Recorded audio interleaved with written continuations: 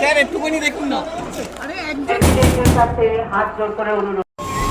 আজকে West Bengal food এসআইয়ের পরীক্ষা, তো সেখানে পরপর 3-4টে করে ট্রেন বাতিল।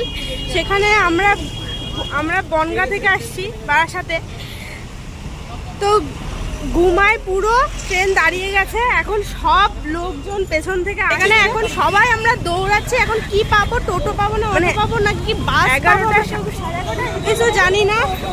11:30 রিপোর্টিং কি করে উঠবো? এই যে এখন আমরা এইভাবে পরীক্ষা দিতে যাচ্ছি, এই হচ্ছে আমাদের অবস্থা। একটা টেকারে আমরা এতজন মিলে পরীক্ষা দিতে যাচ্ছি। ব্যাপারটা হলো ওয়েস্ট বেঙ্গলের পরীক্ষা, সেন্ট্রালের ট্রেন, এই দুই রেশারেশিতে আমরা এখন এই টেকারে করে, তাও জ্যাম, এত পরিমাণে জ্যাম, আমরা কি করে যাব তাও আমরা বলতে পারছি না। একটা নতুন এক্সপিরিয়েন্স হলো আমাদের। মানে পেছনে এরকম অনেকগুলো টেকার আছে, পরপর আসছে। অনেকটা ঠাকুরনগর মনে হচ্ছে না? 400 করে যায়। মানে এরপরে কি করে যে অঙ্ক করব তাই মাথার মধ্যে আসছে না। তো যাই হোক, টেকার চলছে।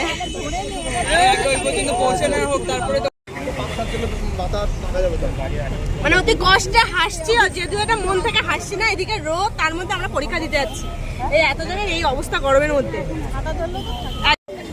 অনেক কষ্টে একটা টেকার পেলাম, তাও টায়ার পাঞ্চার। আজ আমাদের পরীক্ষা দেওয়া হবে না। কতক্ষণ লাগবে দাদা? কতক্ষণ লাগবে? 5 মিনিট। কটা বাজে? 11টা বাজে। সবাই এখন দাঁড়িয়ে আছে। আমাদের 11:30 রিপোর্টিং টাইম। এখন 11টা বাজে, টেকারে টায়ার পাঞ্চার। মানে এই ক্ষোভ কোথায় রাখবো আমরা বুঝতে পারছি না। মানে এইরকম একটা বাজে অবস্থা। আমি চাই এই ভিডিওটা সবাই একটু শেয়ার করুক, যে এই 2017-র পরে এই 2023-24-এ এই পরীক্ষা, তারপরে এতটা ছেলে মেয়েদের মানে ভোগান্তি আর কি বলবো। আমি চাই ভিডিওটা যেন সবার কাছে পৌঁছায়। আর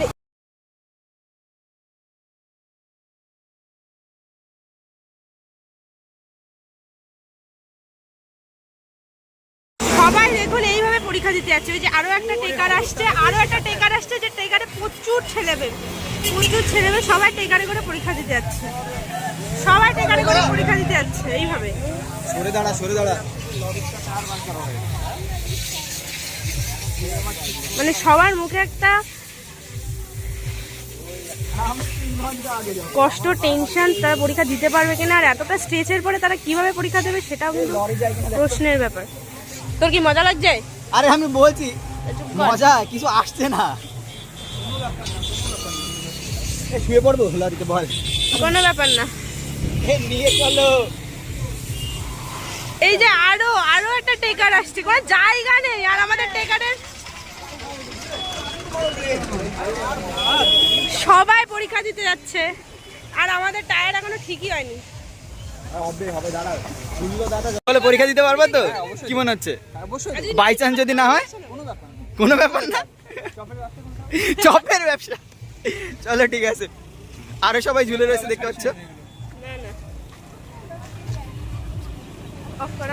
এবং 17 তারিখ মানে 16 মার্চ এবং 17 মার্চ এই দুদিনই ফুড এসআইয়ের পরীক্ষা ছিল। আর এই দুদিনই ট্রেন একদম বন্ধ ছিল। কি কাজ চলছিল দমদমে আমরা ঠিক জানি না, লাইন খারাপ ছিল। কিন্তু এটা অন্তত সবাই জানতো যে 16 আর 17 তারিখে ফুড এসআইয়ের এক্সাম ছিল।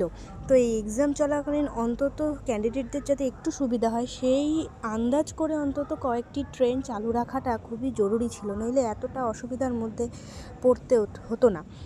বহু ক্যান্ডিডেট এক্সাম দিতে পারেনি। তাদের 5 বছর মেহনতের ফল তারা এক্সাম দিতে পারেনি। তারা অঝরে কেঁদেছে, কিন্তু তারা এক্সাম হলে ঢুকতে পারেনি। সরকার অথবা রেল কর্তৃপক্ষ সবাই অন্তত জানতো যে এই এক্সাম ছিল, তা সত্ত্বেও এরকম কেন ঘটনাটা ঘটলো আমার সত্যি জানা নেই। তোমাদের যদি জানা থাকে অবশ্যই কমেন্ট করে জানিও, আর ভিডিওটা অবশ্যই শেয়ার করে দিও। বহু ক্যান্ডিডেট তাদের মা বাবারা কেঁদেছে, তারা পরীক্ষা দিতে পারেনি। আর এই পরীক্ষা দেওয়ার না ফল তাদের আরও 5-5টা বছর অপেক্ষা করে থাকতে হবে। তো এটাই আমি চাইবো, যাতে এই রকম পরিস্থিতি ইন ফিউচার না ঘটে। এই রকম ইনফরমেশন তোমাদের কেমন লাগলো অবশ্যই কমেন্ট করে জানিও, আর আমার সাথে থেকো।